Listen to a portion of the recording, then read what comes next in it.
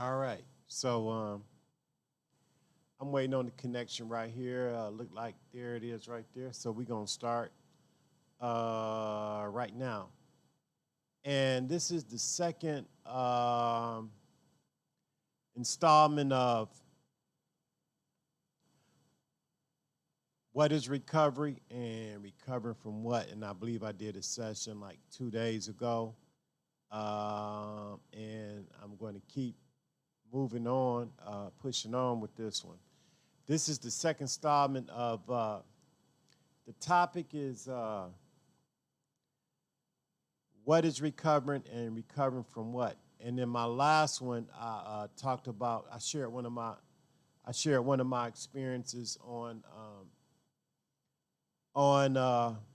my recovery, on how I came into recovery uh, at an early age. I talked about an experience concerning my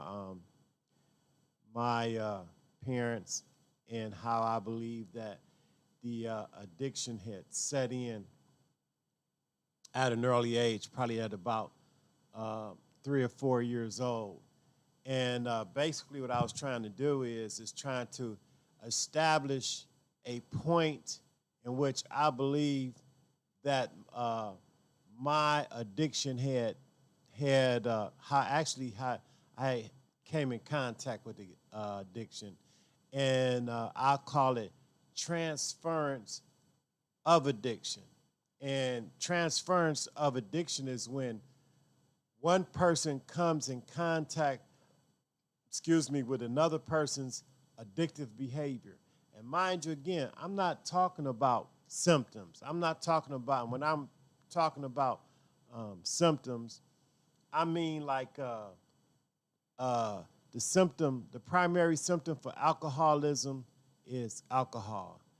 The primary symptom for drug addiction is drugs. The primary symptom of overeating is food, is the consumption of food. The primary for gambling is gambling, uh, cards, dice, casino, games of chance. I like to say games of chance. Those are the symptoms of addiction also. I had identified addiction uh, as obsessive and compulsive behavior, uh, which centers around total self-centered total self-centeredness. The individual becomes total self-centeredness. They don't have no regards for life or property, and it's extreme, more extreme than self-centeredness. The example that I gave for self-centeredness was, let's say a person come home and it's 3 pieces of chicken left, they might eat two, and there's 2 people in the house or 3 people in the house. They might eat two, leave one. Total self-centeredness, a total self-centered behavior would not to be lead none. I'm talking about none, and they'll have a good excuse for not leaving none. Yeah. Also, I talked about the component of denial, usually with people with that that suffer from the disease of addiction or alcoholism. Denial is a key component. They denied their alcoholism. They denied their addiction. They denied their obsessive and compulsive behavior, along with the symptoms, and it could be extreme or absolute denial, all the way to what I call rational denial. They have a reason for what they do. This, for example, a person who might overeat, uh, their rationale could be, well, I can always go on a diet. But historically, or what their inventory would show, that diets don't work. And then I want to interject too, along with obsessive and compulsive behavior, including the self-centeredness, the person also, like I said, have denial for as a protective protection. Now, these people or addicts, and I ain't gonna say these people. I'm sorry about that, because that's excluding myself. Addicts suffer from not only from obsessive and compulsive behavior, strengthened by denial, but they also suffer at the level of feelings and emotions, and that's where the recovery take place. But anyway, let me before I get to that recovery part, I want to talk a little bit more about the disease itself and its components. And actually, I'm recapping because this is 12-step recovery. What is recovery, and recovering from what? And this is a perspective from myself, Suni, Suni, Sami, Sami.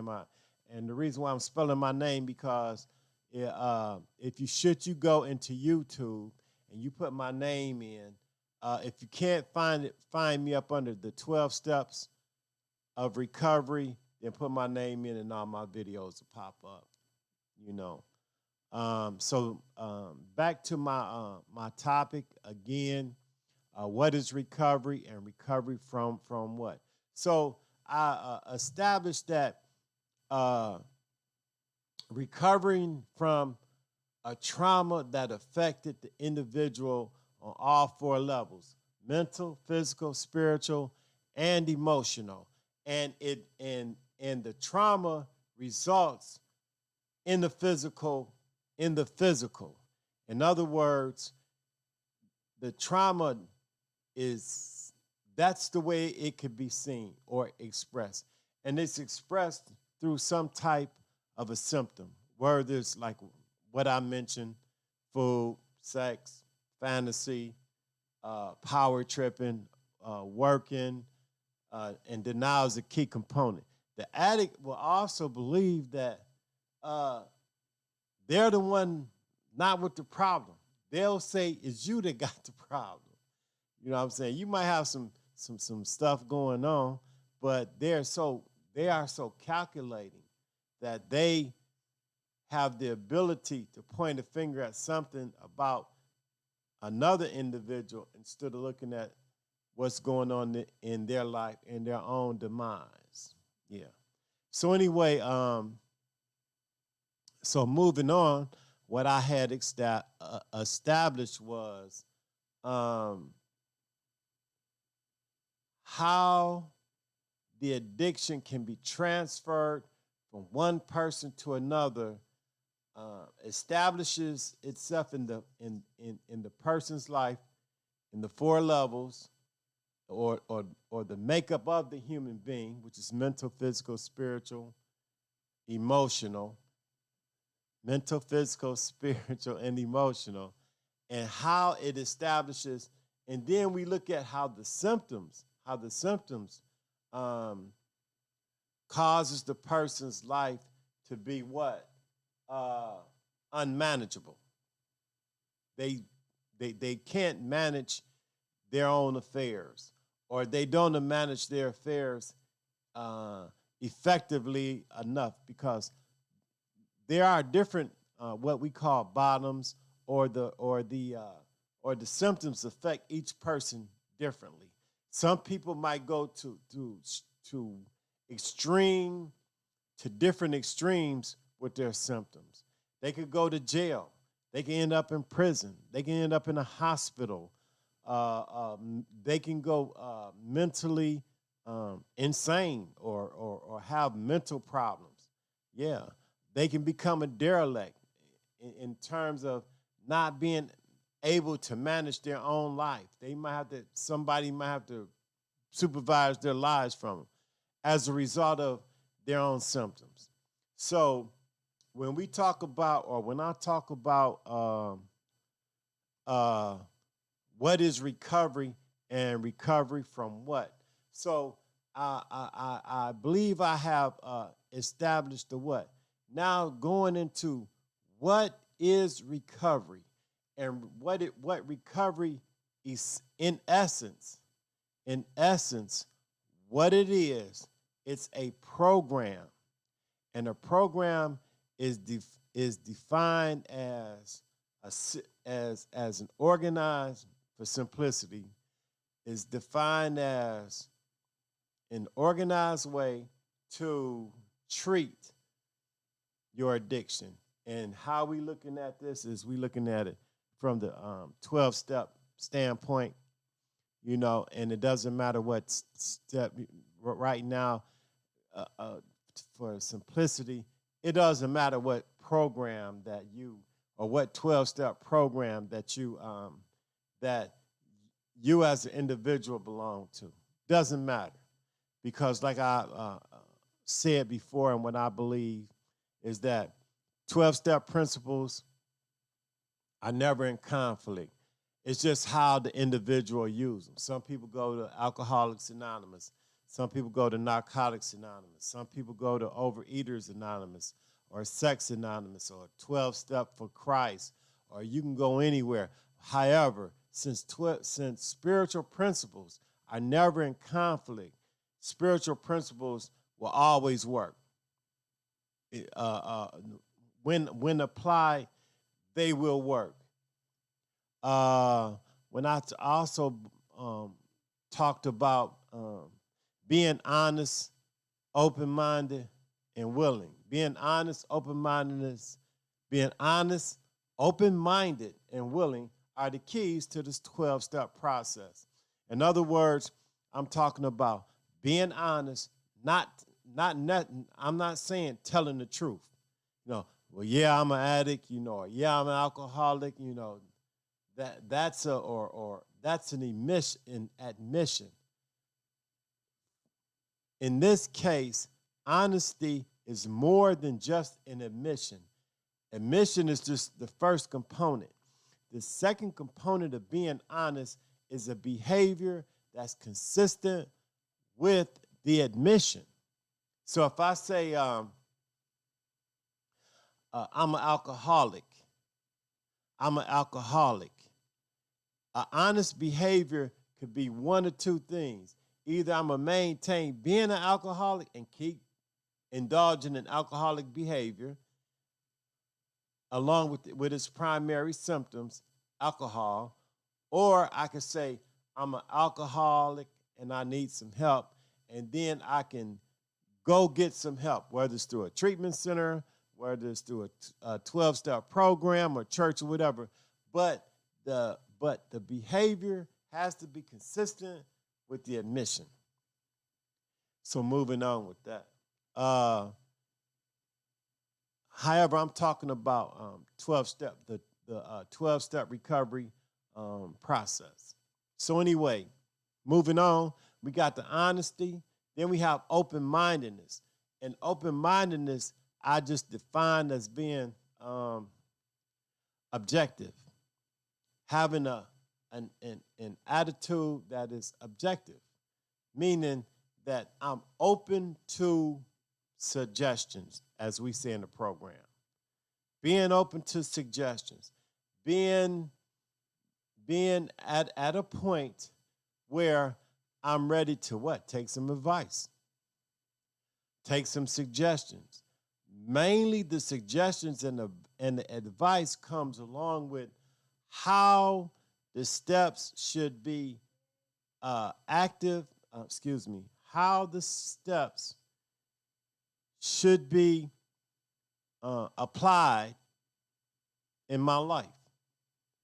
And that getting the help that I might need to apply steps, learn about steps. And when I say steps, I mean the principles the spiritual principles that are extracted from each step, because each step has a set of principles that the recovering person will extract from the step process.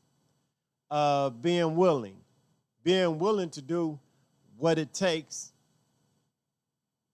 to maintain and get and apply oneself inside the recovery process. like making meetings, get a sponsor, doing service work. These things fall up under the process of willingness, working with others.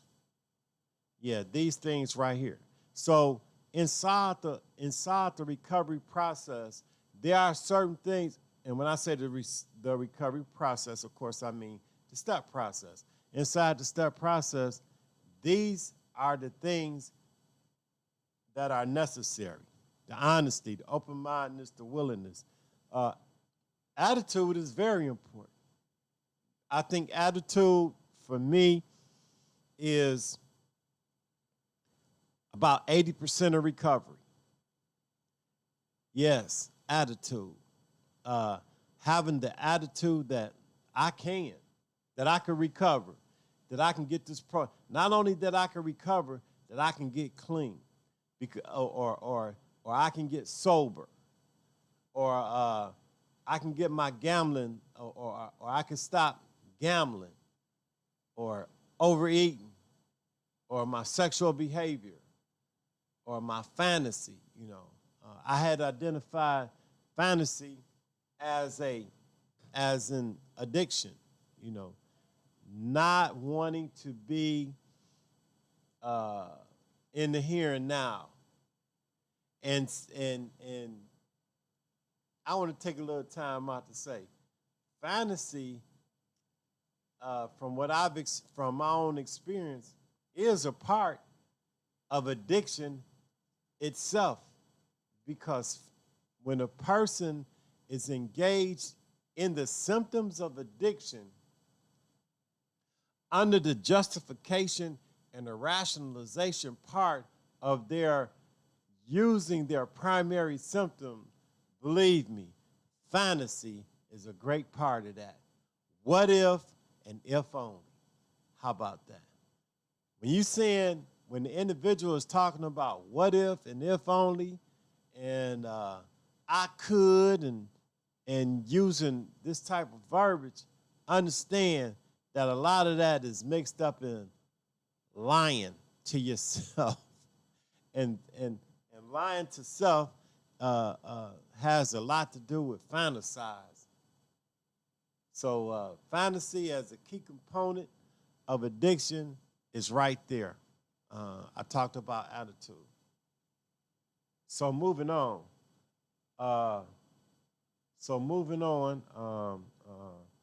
With the addictive process. Yeah, I ran out of little tape here. All right, I'll get one tomorrow. So anyway, so moving on and talking about the 12-step recovery and what is recovery and recovering from what? The individual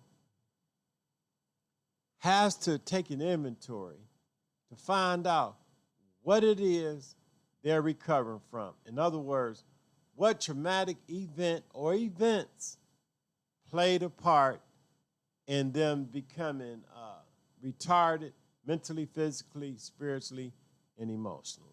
And then once you establish that, then you will know like what it is that you're recovering from. However, understand that the person has to stop their primary symptom. If it's gambling, you got to stop gambling. If it's alcohol, you got to stop drinking. If it's drugs, you got to stop taking the drugs. If it's fantasy, you got to learn how to stay connected to reality. If it's overeating, you got to learn how to stop, because the addict recover at the level of feelings and emotions. Until we can stop the primary symptom, only can you then deal with the feelings and emotions. Once the feelings and emotions are being addressed, what it is about the feelings and emotions. The fifth step talk about the exact nature. Once the exact nature of how the feelings and emotions became retarded, then only then sustained recovery from the primary symptoms can happen. What I believe is that because we suffer at the level of feelings and emotions, uh, there's a pain that takes place inside the makeup of the human being. And when I say pain, it's a spiritual pain, it's a mental pain, it's an emotional pain that result in a physical pain. It's manifested in the physical. The overeater cannot stop eating, so therefore they become abused. Can't stop drinking, so therefore they can have liver problems. They can have all types of stomach problems, ulcers, and so forth. Same as the drug, the persons whose primary symptom is drugs. The person that suffered from imagination, they so deep into their imagination, they don't pay attention to reality, and then there's some suffering that comes with that. The person that has the sex addiction, and so forth and so on. So what has to be at some point addressed is the person's feelings and emotions. When the feelings and emotions are addressed, then the primary symptoms can be maintained. They can be cut down on. But until then, what I believe is that, and that's why I believe, people relapse. Relapse don't just start with a person just saying, okay, I got a strong urge. And, then they go pick up that primary symptom. What I believe is that the person has never really dealt with the feelings and emotions that's connected to that they're going through, so they go back time and time again and get that symptom to ease that pain. They're never comfortable. That's what I believe. That's what I believe with an overeater, with a person that has a sex addiction. You haven't addressed the feeling and emotion that's connected to that's connected. So when the obsession that's connected to your, I like to say, your obsessive and compulsive behavior, which kicks in the addiction. Yeah. Which kicks in, which motivates the addiction. I'm sorry, which motivates the addiction. So moving on, we have to learn, or individual, the addict or the person that has addictive behavior has to really get in touch with their feelings and emotions, because at the time of the traumatic event, that was what that was, or the feelings and emotions, that was what was affected. A person had some type of a feeling that was overwhelming, that was uncontrollable, or even unmanageable, especially at young ages. We don't know, children don't know how to manage feelings and emotions in a proper manner, so they let them go. You can watch them watch kids. Sometimes they'll feel a certain way and they'll be all over the place. They can go anywhere from getting violent to getting overjoyed and over happy. You understand what I'm saying? Well, what happens with the individual addict when their feelings and emotions are overwhelmed, when they start feeling, and I'll put some feelings out there, that resentment, that anger, and that fear can also, and the feelings and emotions that's connected to resentment, that's connected to anger, that's connected to fear, can cause a person to feel to activate the pain that they feel on the 4 levels, on the mental level, on the spiritual level, on the emotional level, and then it'll manifest in the physical level, at the physical level. So what the 12-step process is doing, as the person makes certain emissions and one of them is that them of their own free will are unable to control this behavior. And I said of their own self. In other words, you got to get you some help. And I'll say this: sometimes that help, yes, may have to come through taking some type of medication. You know, some certain people believe that that uh, that addicts or alcoholics shouldn't take no type of medication. My view on that: a person need to take whatever they need to take to get stabilized. Now, once you stabilize, you know, if you get in a program, let's say for Suboxone or methadone, or you taking some, I forgot what that stuff that people, the type of medication that people drink for, the type of medication that people take for alcoholism. I forget the name of that one. But yeah, if you need to take that to establish some clean time, to get clean, then that's what you need to do. Some people can't go cold turkey. They could just stop drinking and go through the DTs or whatever it is they have to take. Some people can stop the drugs. Some people can stop eating. But if you need to go take something to suppress your appetite, then that's what you need to take. And let me say this. I said a very key word. Appetite is strong. Sometimes when we think appetite, we think of food. The appetite for drugs and alcohol, in other words, appetite is a power greater than oneself. Even I'm talking about second step material, but however, appetite is very big. It's very big. So we might have to take something that's going to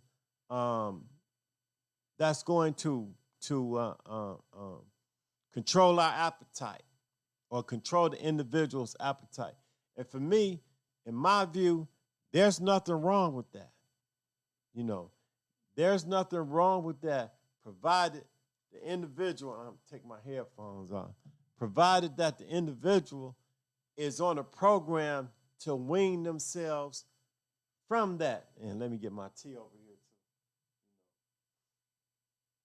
So anyway, moving on with appetite and moving into the recovery process, learning how taking medication, which I feel is all right to establish clean time. But once a person becomes clean, also from whatever they're taking, from whatever type of medication that the individual is taking to relieve themselves of their primary symptom, then another decision has to be made. And that decision is, do you want to recover or not? You know, and let me back up first. Let me back up a little bit first and interject this. Not only two decisions has to be made. One does, do you want to get clean? The other one is, do you want to recover by the 12-step process? And remember, I've said time and time again, there's other processes that the individual can use to get clean, but I'm talking about the 12-step program. So that's the question that the individual has to ask themselves. But here's the ultimate question. The ultimate question before those two questions are answered is, do you want to live? Do you want to die? Or do you want to exist? And that's for all people whose addiction is expressed in all the symptoms. Because in each symptom takes over the individual's life. Each symptom does. So the question is do you want to live, or do you want to die, or do you want to exist? And then once you answer that question, now if you want to die, go ahead and die, you know. If you want to exist, and the only thing existing means is this, is that you live in a state where the quality of life is bare minimum. You could be living in a jail. You could live in somebody's basement. You could live up under a bridge. However, you would have the capacity to bring yourself above that, what you living in. That's existing. You just existing. You ain't living. You understand what I'm saying? Not to the capacity that you can. And each person's capacity will be based on their own skill set. In other words, you're not using your own skill set to live to the best of your ability that you can live that because you're too much and get, because you don't want to. You don't want to. And then the third one is, do you want to live? Now, if you want to live, then you have to learn how to refine your skill set again, your skill set of living. And you might have to develop your skill set. You might have to put your skill set back in motion. Whatever your skill set is, whether you're an auto mechanic,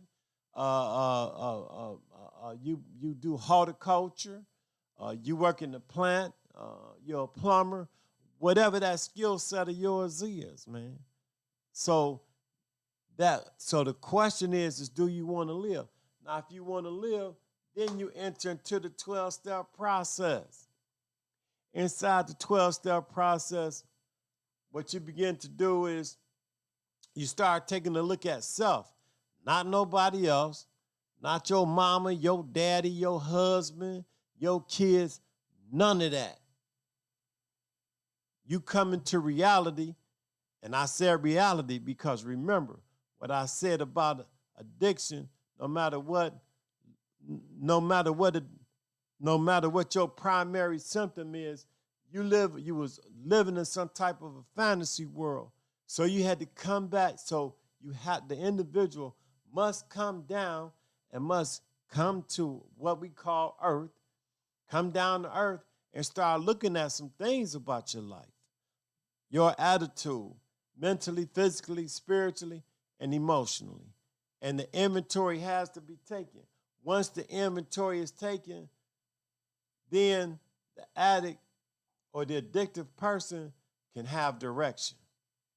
But until then, the individual is living a life of what? They living a life of, I'm trying to see if let me see something. The individual has to see if they live in a life of, they have to look at their life and understand, okay, yeah, we still in the game. Yeah, so what happened was my timers went off, but I'm trying to see if I'm still recording. But anyway, I'm going to keep on moving with this. So anyway, when your decision is made, number one, that you want to live, number two, that you want to get clean, number three, that you want to recover inside the 12-step process, then you move on. You might start attending some meetings. We say 90 meetings, 90 days. We say get you some sponsor, get you a sponsor, do some service work. These are some of the suggestions that we have. Now, once starting in the recovery process, and I'm talking about working steps and steps 1 through 12, get in touch with that honesty, that open-mindedness, and that willingness. We looking at the step 1. We admitted that we were powerless over our addiction, that our lives had become unmanageable. And what that's just basically saying is that I'm looking at how addiction or alcoholism controlled my life, the symptoms, through the primary symptoms. And when I say control my life, how my feelings, my emotions was wrapped up into obsessive and compulsive behavior and how it got me. Inside the second step, we came to believe that a power greater than ourselves could restore us to sanity. And what I'm looking at there is how, check this out, my character defects and my shortcomings ran my life. My character defects and my shortcomings. How my primary symptoms of alcoholism, drug addiction, overeating, fantasy,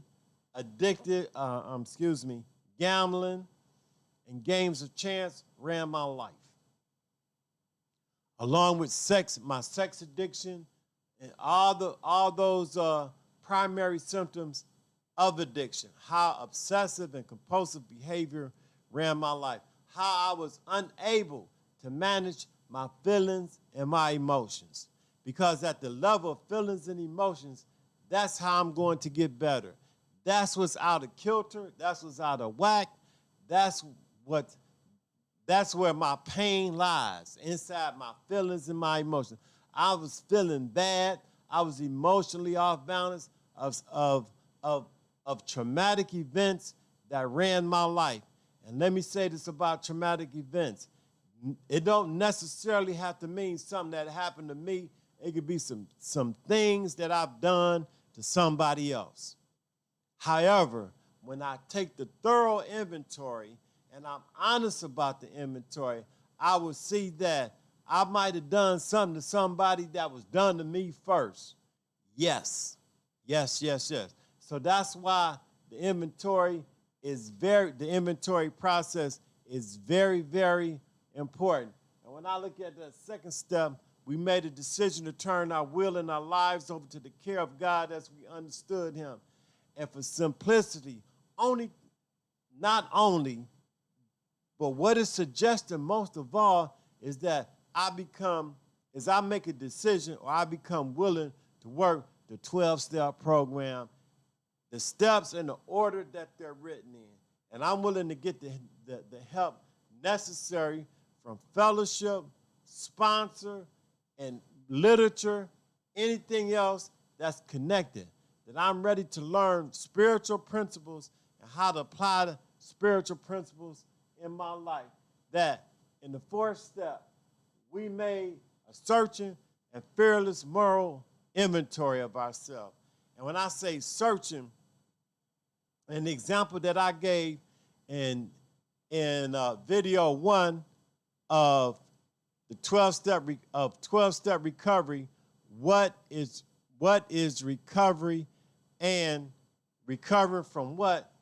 One incident that I gave was, and I was a good example of being searching, I talked about when I was 3, 4 years old.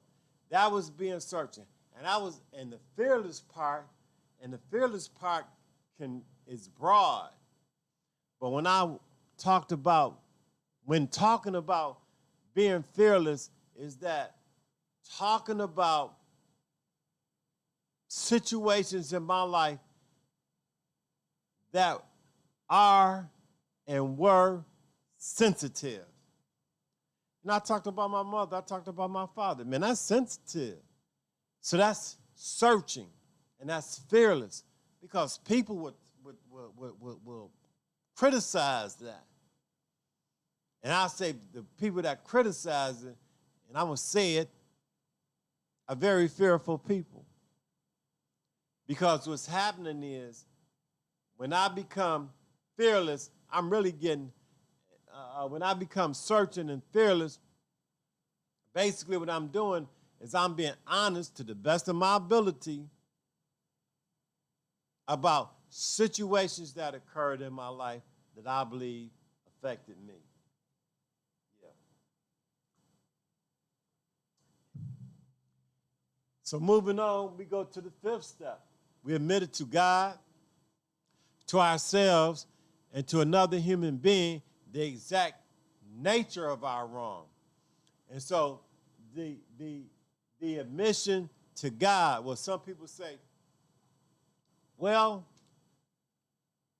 God already know what I've done. But the fact that I'm putting a verbal admission out about my inventory process is just putting that out in the universe. So we admit it to God, to ourselves, and then I'm telling myself, reaffirming to what I did. And also, when I talk about another human being, everything that I just mentioned, but I've added the exact nature. And the exact nature is where it all began. Remember when I talked about in step 4, when I talked about um, um, recovery from what? Well, the exact, when I talked about my mom in that situation, that was the exact nature of a lot of things. I brought up me being codependent. I brought up me being empathetic. I brought up me being empathetic, which leads to being empath. So that's on the positive side of the inventory. But I also talked about feeling somebody else's pain, emotionally and spiritually, and how that affected me until I had got to a point where even I needed some some type of medication.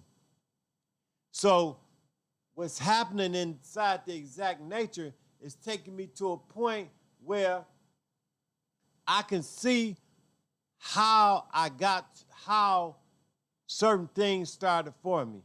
And if I can see how certain things started for me, then I can go down and I can kind of like get some solutions to those problems. But let me move on to step 6. Inside of step 6, it says, we were entirely ready to have God remove all these defects of character. And what's happened is, when I took that 4th step inventory and I went to the exact nature of the wrong in the 5th step, I started labeling those defects of character. That's what happened. I could see where my defects of character came from inside the 4th step.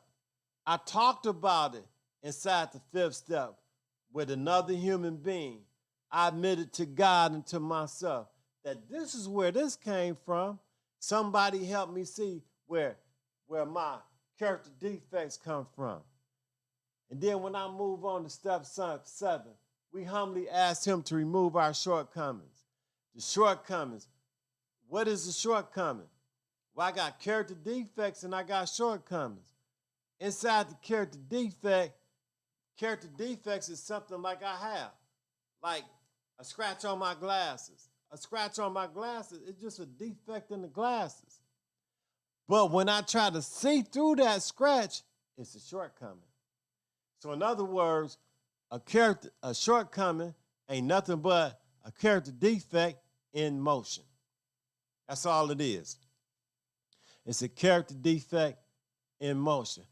And when I say I humbly ask him, what I'm basically saying is that the character defects that's in my life that's holding me up or causing problems inside my life right now, not all of them. I'm like it says, we were entirely ready to have God remove all these defects of character. What happened is, and I should have went over there earlier, but I'm gonna get to it now. What's going on inside of step 6, when it says these, there's a list that I made up of, that was made up of defects of character when I talk with that other person inside the 5th step. The 5th step, that person helped me see my defects of character. And so we made a list. I made a list of all of them, every single one that I could that I could get honest with at that time. And so, and the list came from my 4th step. So what has happened is that person that I'm telling my 5th step, that I'm sharing my 5th step with, matter of fact, that I'm going through the program with, what they've done is they helped me make a list. And that's why it says these defects. Now in the 7th step, what's going on inside the 7th step is this. It says, we humbly ask him to remove our shortcomings. In the here and now, the character defects that's affecting my life in the here and now, what I'm doing is I'm saying, God, help me with these. Not a whole list of stuff that I got, you know, lying, cheating, manipulating, maybe sexual behavior, still overeating, things that's affected me, my feelings and my emotions, things that could be activating my obsessive and my compulsive behavior. Yeah. And I'm not talking about drugs, food, alcohol, and those type of things. So what's happening is I'm addressing my shortcomings and I'm asking God to remove only the one or two that's active in my life right now. When I move on to step 8, it says, we made a list of all persons we had harmed and became willing to make amends to them all.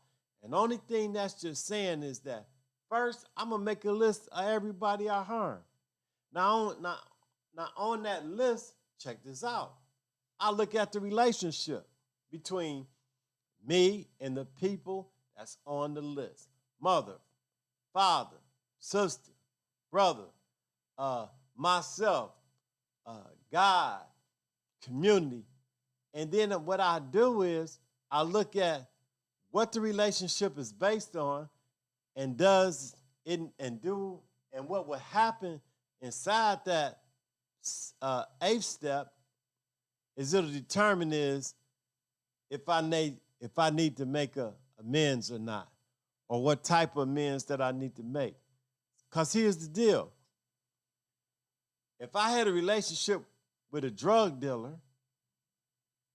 if I had a relationship with well, I'm gonna use the drug dealer. If let's say I had a relationship with a drug dealer, and we know that relationship was based on game, drugs, the drug game, and I might owe that person some money. What I need to do is, number one, pay that person that money.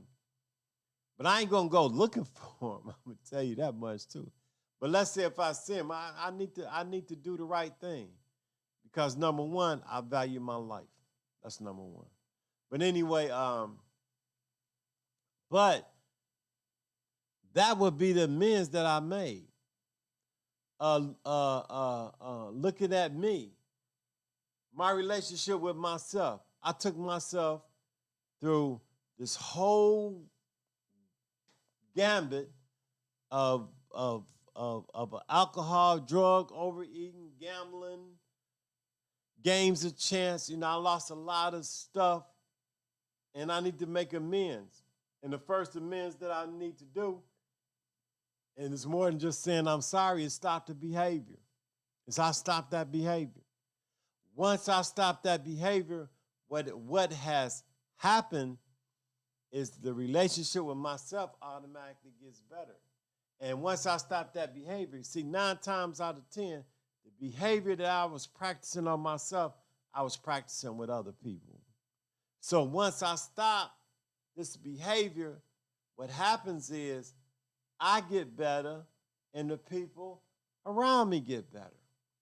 Then I go down the list, down the 6th and the 7th list.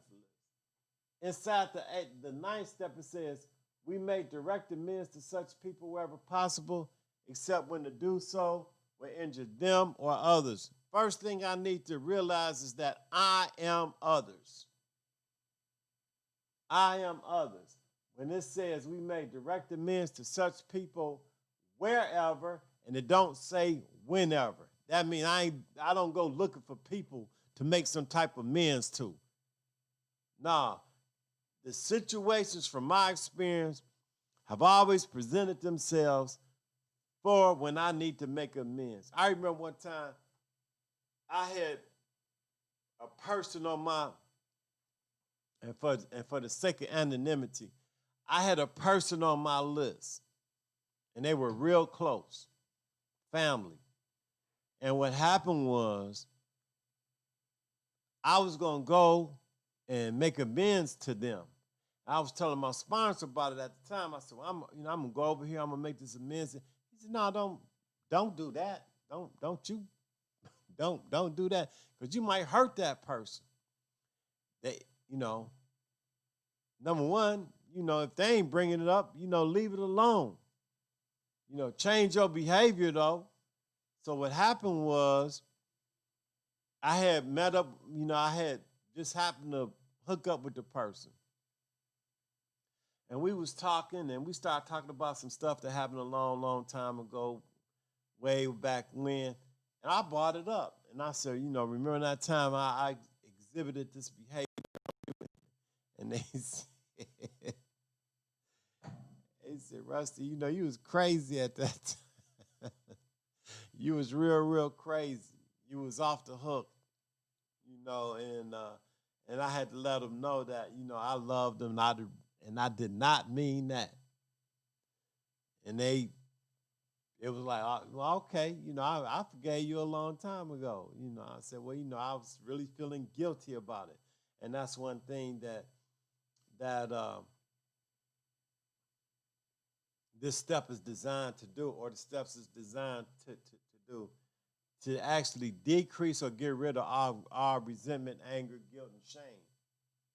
Because remember early on in the video when I talked about resentment, anger, and fear, what I just mentioned, guilt and shame is components to anger. And those components can actually trigger feelings and emotions that'll start that pain up that I would need to medicate again. So what I'm saying in short is, a lot of times I have to deal with my resentment, my anger, and my fears because they activate shortcomings and character defects that could cause that spiritual pain inside of myself where I would want to pick up that primary symptom.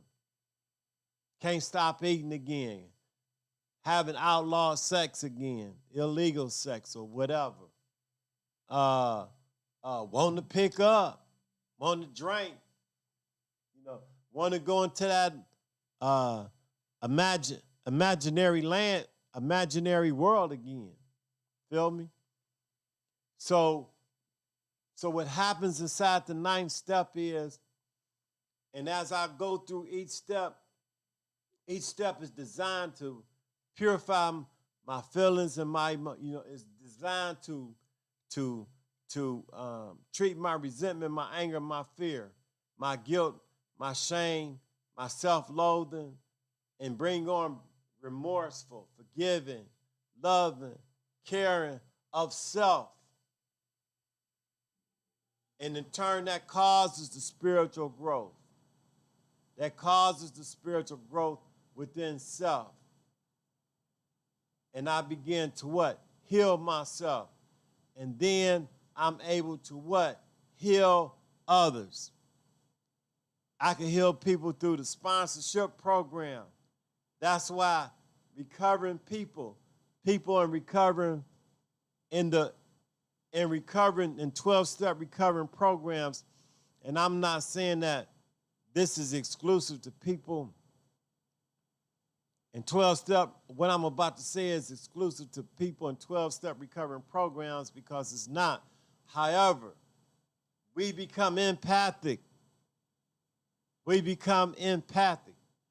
And because the individual becomes empathic, that sets the stage for them to do other type of work. Right. Why? Because we have the experience necessary. And as you go through the step process time and time again and become more equipped with spiritual tools, we're able to help people spiritually. That's right. We become empath. And in turn, we become what? Bringers, carriers of the light. That's right. That is right.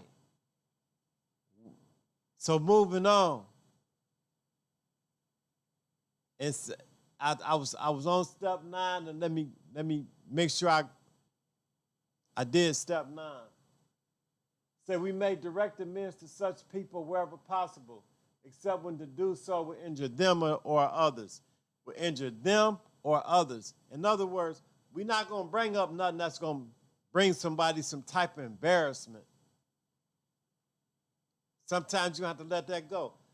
To the part where certain amends can't be made, maybe a person is not accessible. They might have passed on, or they may have moved, and you still carrying that guilt or shame. There are certain other things that you could do.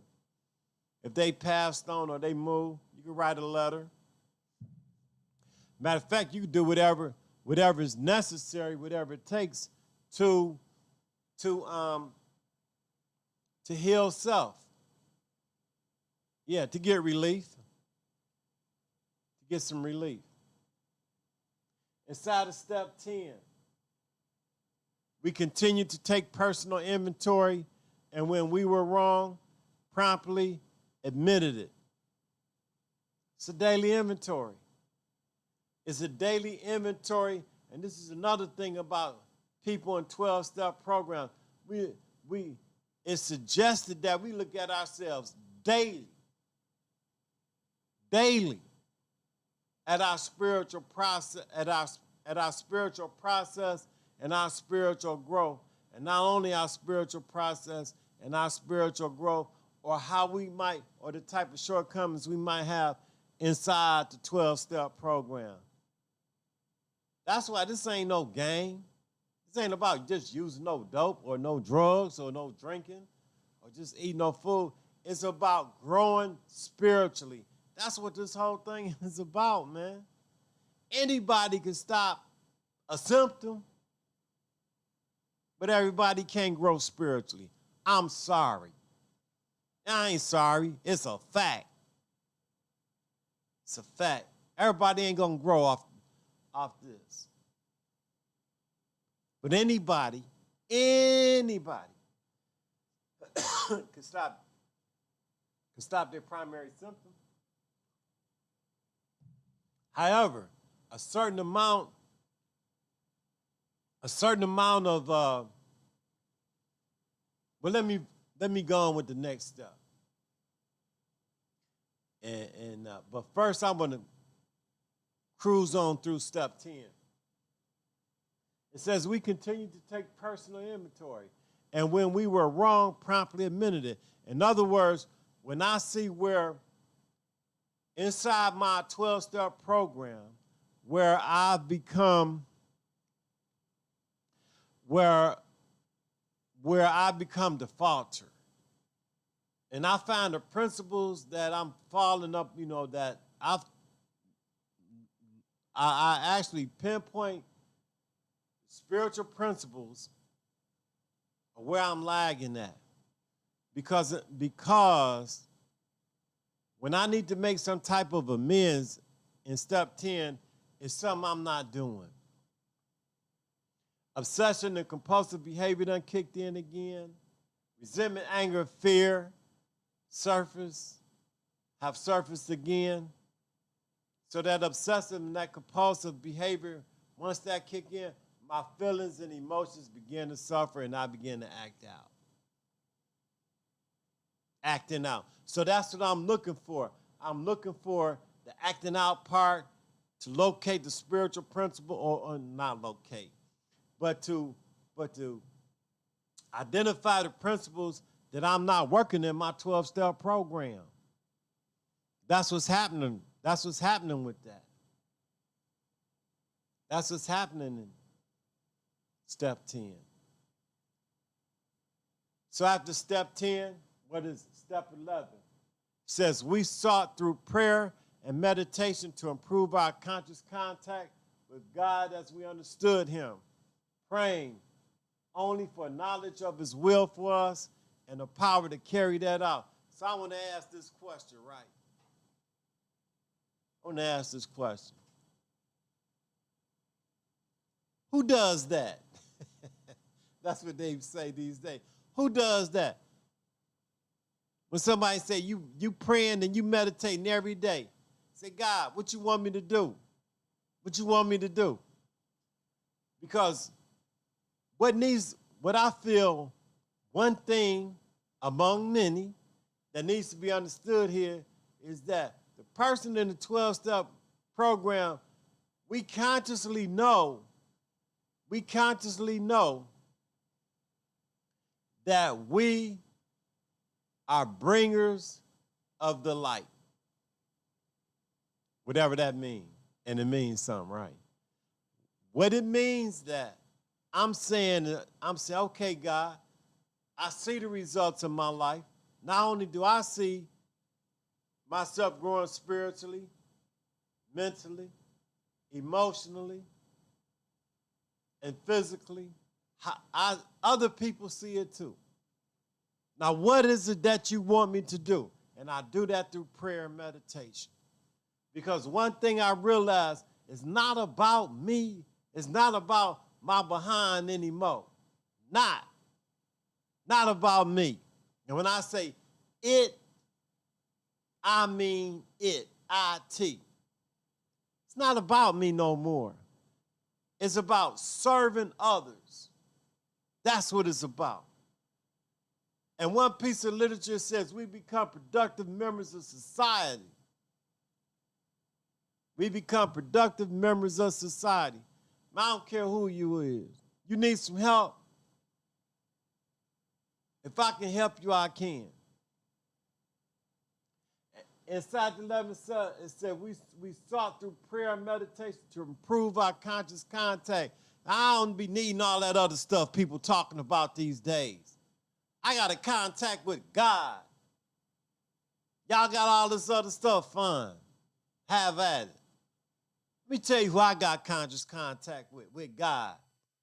I don't need all that other.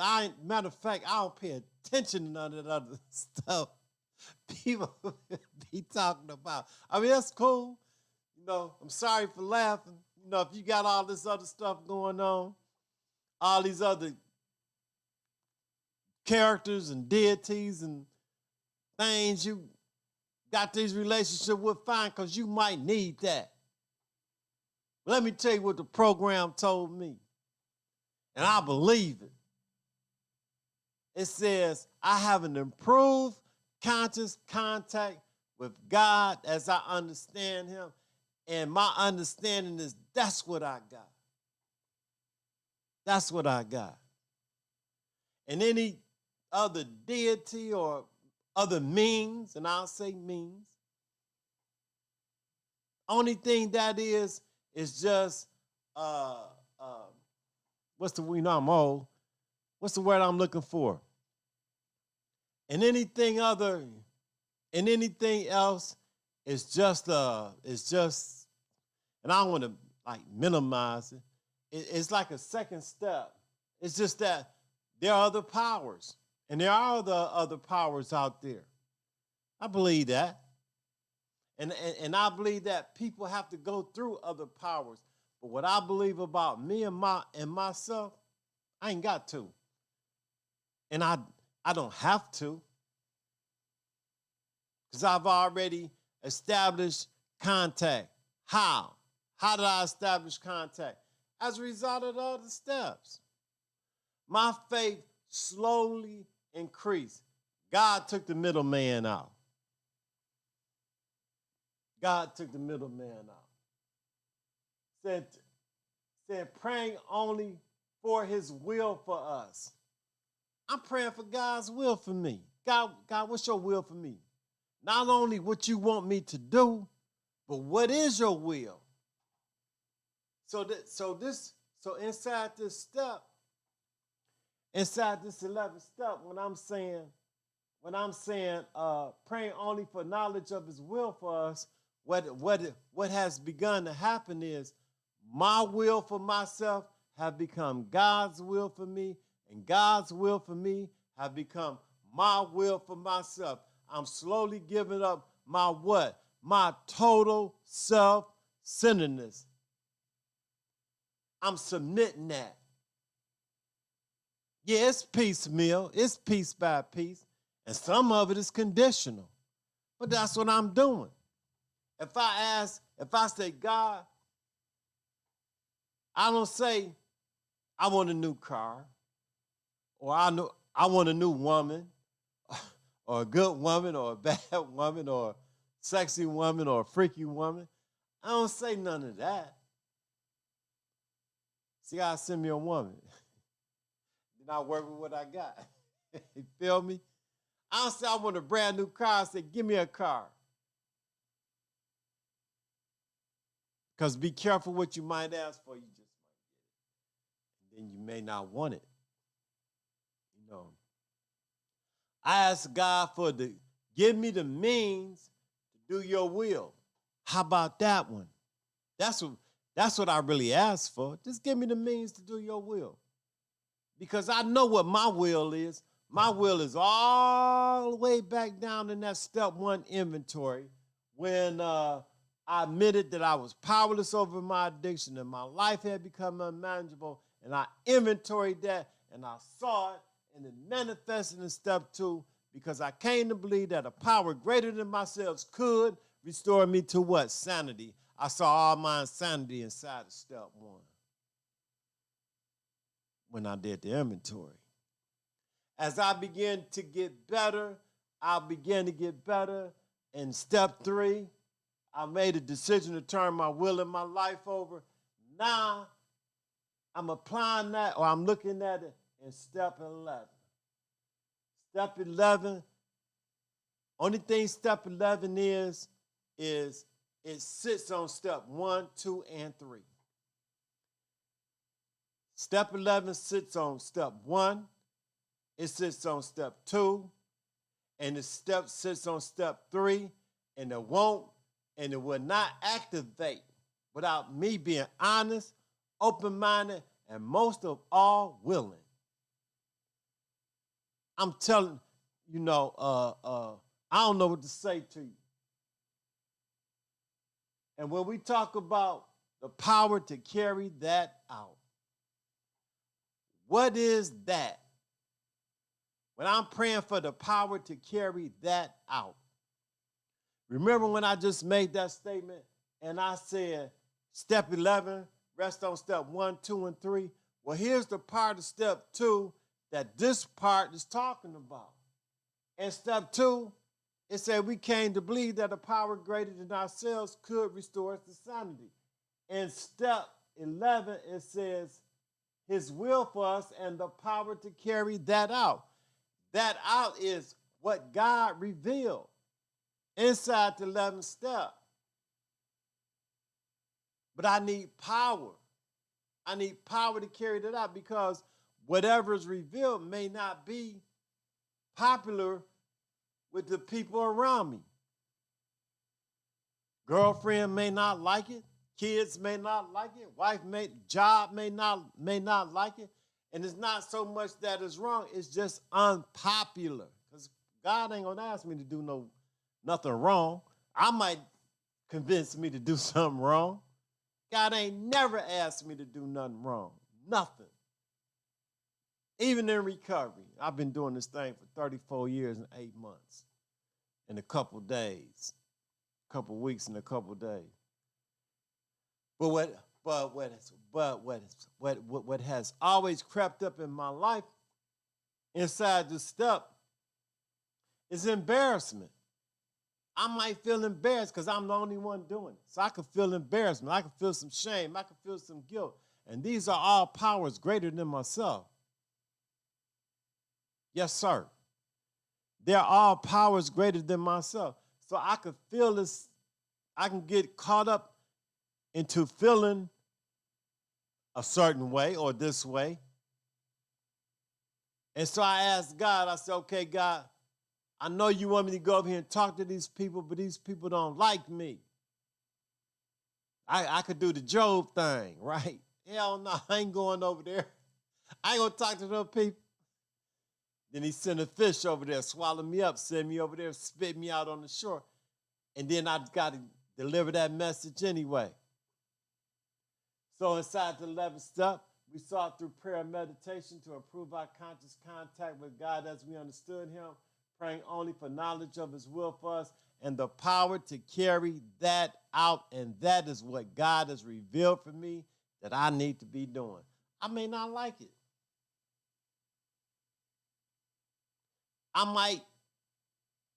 It could be many factors affecting that decision, that power. So I asked for God. And the power, in most cases, is what do I need to get my shortcoming out the way to take that shortcoming, turn it into a defect so I can move. Because remember, God got me. God has got me. That's why I got the conscious contact. I don't need somebody, I ain't gonna say I don't need. In most cases, God gonna let me know directly what it is that I need to be doing. Why? It's gonna be easy for me. It's easy. It's not hard. It's not hard. Whatever God wants me to do, it's easy. He done made it. He or she or whatever has made it easy for me. It's a clear shot. All I have to do is go into action. And this is my experience. And guess what? Can't nobody, people, place, or thing take nothing that God has ordained for me to have. Nobody. I don't care what it is. That's right. So this 11th step, man, when the recovering person is engaged inside the 11th step,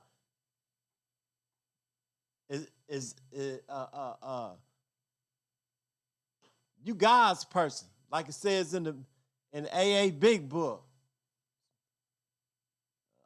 page 83. Say we God's people. That's what makes you, the 11th step makes you God's person. Not your preacher or your imam or your whoever it is or whoever you got. You with God. That's right. Yeah. You with God. Now here's the deal, right? Now you conscious and you know you with God. You know you got a higher power. You can call it God. You can call it a higher power. You can put a name, whatever that energy, call it what the hell you want to. But you moving inside of that now. That's why you can get up in the morning without cussing. That's why you can go to work and you can go out the house and you ain't afraid. You ain't afraid of the gang members. You ain't afraid of the boss. You ain't afraid of none of that. Yeah, and I said it. And I will put it on YouTube because I know you're going to listen to it. Ain't none of y'all got nothing. Once you step out there and you know in your heart, in your mind, in your body, in your soul, and you put it like this, you know mentally, emotionally, spiritually, the physical gonna move. The physical is going into action. You are in harmony with the energy. Yes, sir. So what comes after that? Well, let me tell you what comes after that. Having had, check this out. Check this out. I love to talk about these steps. Love that. That's why I ain't got nobody to talk to. When the pandemic hit, all my step people, I couldn't touch them no more. Having had a spiritual awakening as a result of these steps, we tried to carry this message to addicts and practice these principles in all our affairs. Let's break it down. Let's go for the breakdown. Having had a spiritual awakening as a result of these steps.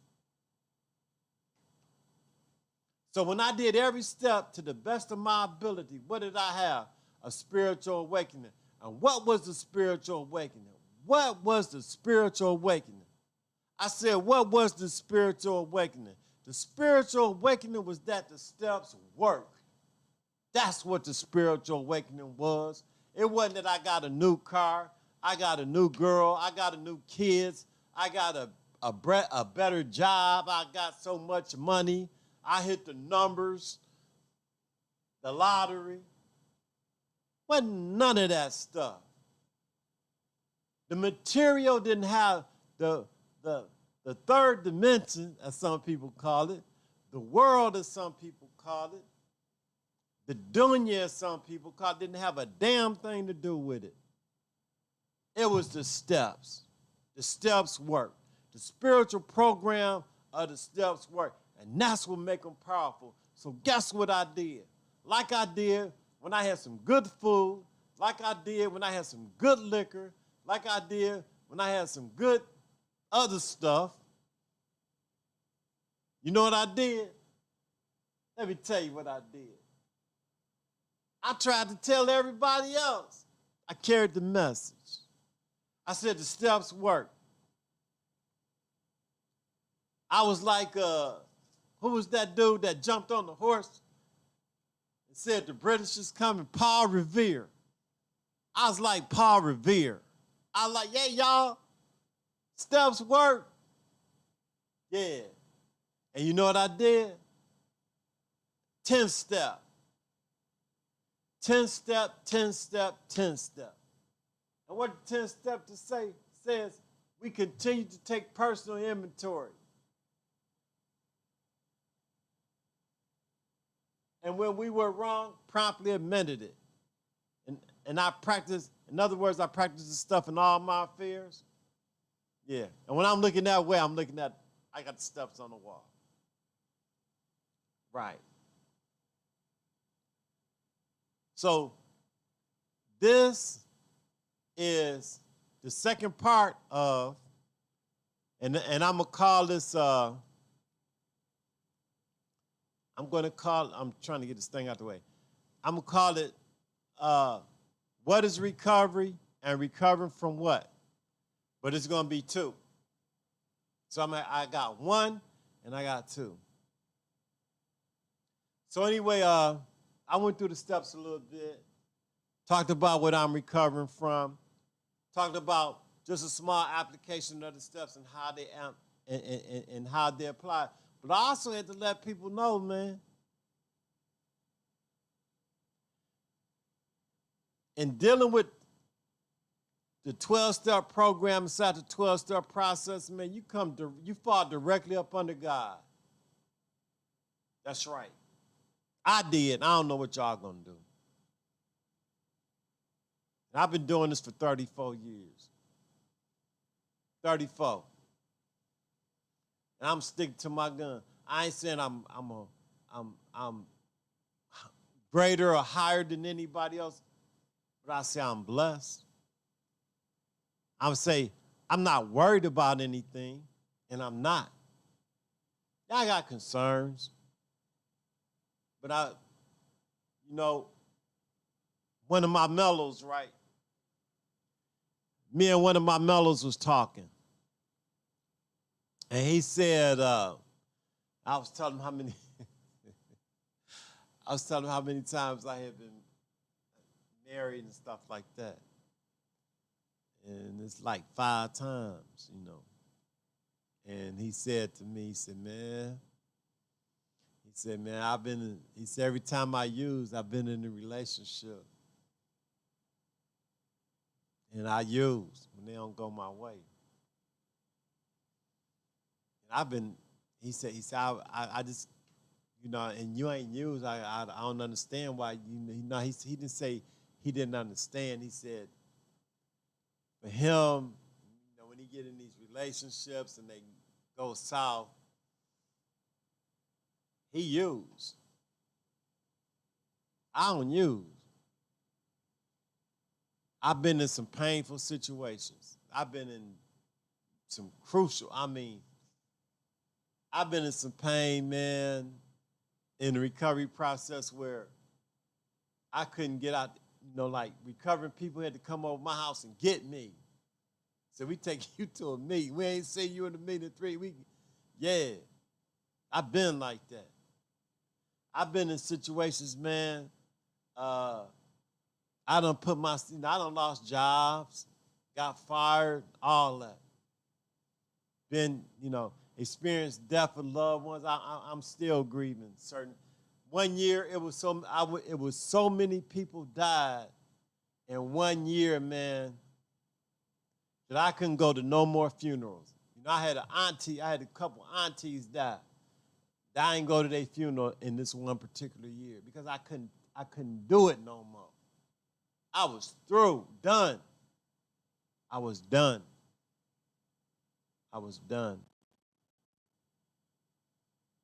Yeah, done, man. But what I learned is that dealing with a symptom, I would not want to deal with a symptom. Oh, no. Hell no. So anyway, I'm going to wrap this thing up. This is going to be called, it's going to fall up under the title of recovery. What is recovery? And recovery from what? And it's going to be 2 because I got 1 already out, so this is going to be 2. I'm going to do another video very soon, probably Monday night, probably tonight. Recovery, man, believe this. Spiritual principles are never in conflict. If you're watching this video and you from one of the other fellowships, I'm about recovery. After being around for so long, man, I'm not the type of one to say I practice anonymity with the 12-step programs. And one of the traditions, it says anonymity is the spiritual foundation of all our traditions, ever reminding us to place principles before personalities. And that's what I do, man. That's what I've grown to. Anonymity means to bear no name. There's no name. And to practice these principles, and these principles are the principles that's embedded in the steps and the traditions in all my affairs. Am I perfect? Hell to the no. Not. And I'm glad I ain't. But am I happy? Yes. Very, very, very, very, very happy. Am I miserable? No. If the people around me, are they happy? I hope so. If they ain't, then everybody got some to say. Yeah, I'm happy around them. That's all I'm gonna say. Nah, I ain't gonna do all that and say all that. But I'm not a bad guy to be around. I said I was gonna do the serenity prayer. I didn't get there. This hour is about up, but I will get to the serenity prayer. So recovering from what? My next topic, I don't know. I don't know what I'm going to do about it. But I don't know what my next topic is. I'm going to sit and I'm going to meditate on it, and then I'll come back in a day or two, and I'll have a topic. I might have one tomorrow night. This night. All right. Thank you for listening. Remember this. You ain't got to use that primary symptom no matter what. If you find yourself using your primary symptom, whether it's drugs, alcohol, sex, food, understand this. There's something emotionally going on with you. And until you deal with that emotion, no matter what you do, that primary symptom is going to have you by your behind. Reason why is because recovery is at the level of feelings and emotions. I got to say that. They are. It's just that simple. And you ain't got to be in no recovery 12-step program. You can go to a doctor and they're gonna tell you, they're gonna say, what's wrong with you emotionally? What's yeah. So anyway, man, men and women, like I said, thanks for allowing me to listening to me.